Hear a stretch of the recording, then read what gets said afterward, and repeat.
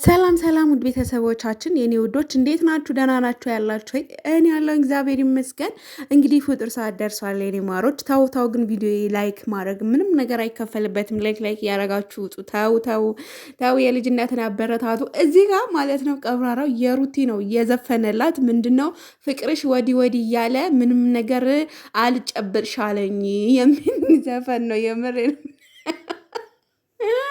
ለማንኛውም ግን ማለት ነው ትርጉም በመልካም ትላላችሁ ማለት ነው። እና ምንም አይመጣም። ቀብራራው ንገራቸው ያ ፍቅርሽ ወዲ እያለ አስቸገረ ጸባይሽ እንደማለት ነው።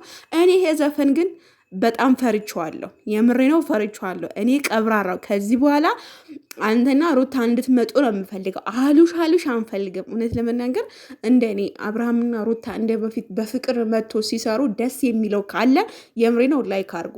አለበለዚያ ግን በሚሰሩት ልክ ግን ሀሳብ አስተያየታችን ስንሰጥ ደግሞ ሄዳችሁባቸው እንደዚህ ምናምን እንድትሉን አንፈልግም። ገባችሁ? ስለዚህ ፍቅርሽ ወዲ እያለ የሚለው ዘፈን ያው ኮፒራይት ታውቃላችሁ፣ ዩቱብ እንዳይመታን ብለን ነው ዘፈኑ ሳይለንት አድርገን በሪከርዳችን የገባ ነው።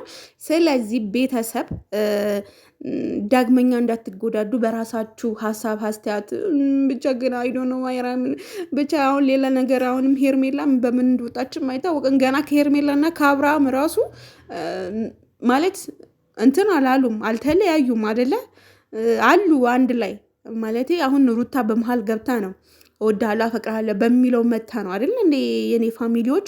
እና ውድ የተወደዳችሁ የኔ ፋሚሊዎች ላይክ በማድረግ እንግዲህ አብዛኛው የኔ የአብርሽና የሩታ ደጋፊዎች ናችሁ በብዛት ማለት ነው። ሌላው እንግዲህ ምንም ማድረግ አይቻልም። ይሄ ዘፈን ደግሞ ትንሽ ግራግራ ስለተገባሁኝ እስኪ ወደ እናንተ ምን ለማለት ፈልጎ ነው በሚል ነው ወደዚህ የመጣሁት ማለት ነው። የኔ ማሮች ጉድ ነው እኮ ዘንድሮ ጉድ ነው የምንሰማው። እና የሩት የተዘፈነ ነው ይሄ ዘፈን የምሬን ነው።